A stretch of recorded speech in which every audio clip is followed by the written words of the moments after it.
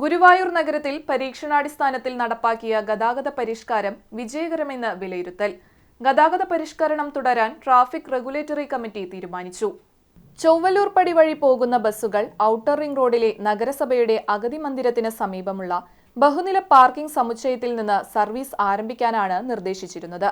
എന്നാൽ ആദ്യ ദിവസം ഈ ബസ്സുകൾ പാർക്കിംഗ് സമുച്ചയത്തിൽ കയറാതെ കുട്ടികളുടെ പാർക്കിന് സമീപത്തു നിന്നാണ് ആരംഭിച്ചത്. ഈ ബസ്സുകൾ സമുച്ചയത്തിൽ നിന്ന് തന്നെ ആരംഭിക്കണമെന്ന് നിർദ്ദേശം നൽകിയിട്ടുണ്ട്.